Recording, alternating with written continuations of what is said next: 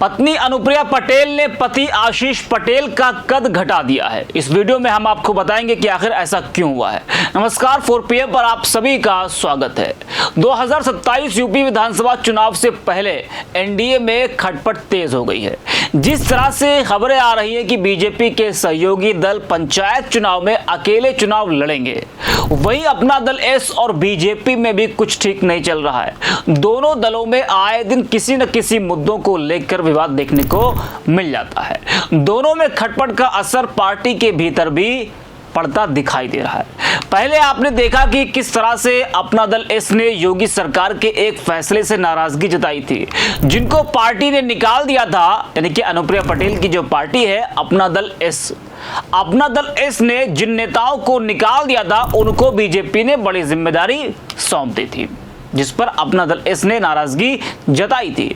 वहीं अब अपना दल एस में अनुप्रिया पटेल ने एक बड़ा बदलाव किया है और इस बड़े बदलाव का असर पति पर भी पड़ा है। जी हां, आपको बता दें कि अनुप्रिया पटेल ने पार्टी में बड़े बदलाव किए हैं। इस बदलाव में उनके पति और योगी सरकार में मंत्री आशीष पटेल का कद घट गया है। इस खबर को सुनकर कई लोग हैरान भी हो गए कि आखिरकार पत्नी ने पति का कद क्यों घटा दिया। अध्यक्ष अनुप्रिया पटेल की ओर से जारी की गई एक लिस्ट के अनुसार अब आशीष पटेल कार्यकारी अध्यक्ष नहीं रहेंगे, उनको अब उपाध्यक्ष की जिम्मेदारी दी गई है। आशीष पटेल पार्टी की नंबर 2 पोजीशन से नंबर 3 पर भेज दिए गए हैं।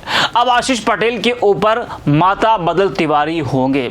क्या है कि बड़ा संदेश देने का प्रयास किया गया है या फिर कोई और वजह है? हालांकि वह भी राष्ट्रीय उपाध्यक्ष होंगे, लेकिन अनुप्रिया पटेल की अनुमति से जारी पत्र में आशीष नंबर 2 पर और तिवारी नंबर 1 पर हैं। 2 दिन पहले ही पार्टी के कई पदाधिकारियों ने बगावत कर गंभीर आरोप लगाए थे। आशीष और तिवारी के अलावा के पटेल को राष्ट्रीय महासचिव, राकेश यादव को राष्ट्रीय सचिव, अलका पटेल को राष्ट्रीय सचिव, पप माली राष्ट्रीय सचिव, अमित पटेल राष्ट्रीय कार्यकारिणी सदस्य और रेखा वर्मा को भी राष्ट्रीय कार्यकारिणी सदस्य की जिम्मेदारी दी गई।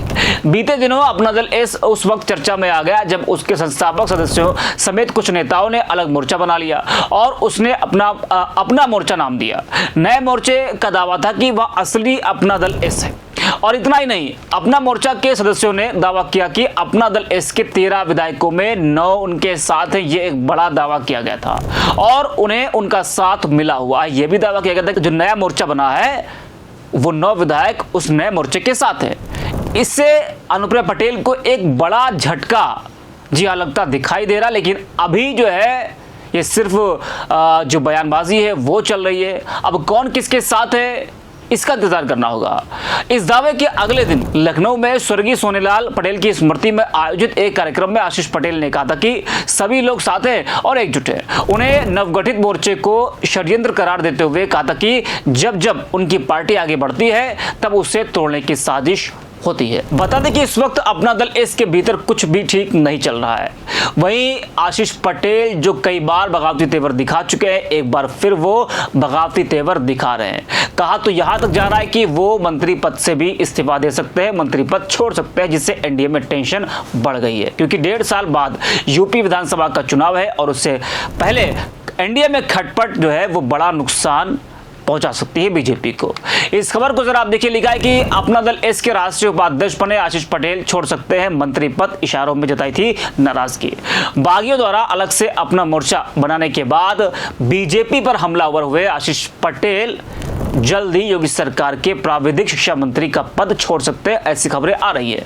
उन्होंने सोनेलाल पटेल की जयंती पर आयोजित जन स्वाभिमान दिवस कार्यक्रम में इशारों में भाजपा पर निशाना साधा था और गठबंधन धर्म निभाने का सवाल भी उठाया था। उन्होंने अपना दल एस के कार्यकारी अध्यक्ष पद को छोड़ दिया और जैसे कि हमने पहले आपको बताया कि उनको अब राष्ट्रीय उपाध्यक्ष बना दिया गया है। 2 दिन पहले अपना दल एस के पूर्व में अलग हुए नेताओं ने अलग से मोर्चा बनाकर खुद को ही अपना दल एस बताया था और जन स्वाभिमान दिवस आयोजन में मंत्री आशीष पटेल ने पार्टी का जनाधार बढ़ने के कारण राजनीतिक साजिश किए जाने की बात कही थी और उनके संबोधन में सरकार और प्रदेश भाजपा से नाराजगी के संकेत भी मिले थे। इसके बाद अपना दल एस ने संगठन में बदलाव कर दिया। इससे पहले उन्होंने कहा था कि मुझे झूठे मामले में भी फंसाया जा सकता है। आशीष पटेल ने बिना नाम लिए विरोधियों को आड़े हाथों लिया था। आशीष पटेल ने अपने विरोधियों पर जमकर हमला बोला था और उन्होंने कहा था कि जो लोग सोचते हैं कि पीछे से वार कर अपना दल को दबा देंगे या खत्म कर देंगे, वो लोग भ्रम में हैं। उनके हर वार का उतनी ही ताकत से जवाब देंगे। अपना दल इसने डरना नहीं सीखा है। साथ ही आशीष पटेल ने कहा था कि मुझे किसी मामले में झूठा फंसाया जा सकता है। इससे पहले भी वो आरोप लगा चुके थे योगी सरकार के अधिकारियों के ऊपर कि उनको उनसे खतरा है। वहीं अनुप्रिया पटेल ने अपने पति के बयान पर समर्थन करते हुए कहा था कि जो ताकतवर और ईमानदार होता है उसी के खिलाफ षड्यंत्र और आलोचना होती है। आशीष पटेल ने यह भी कहा था कि अपना दल इसके एजेंडे के आगे मंत्री पद की कोई हैसियत नहीं है।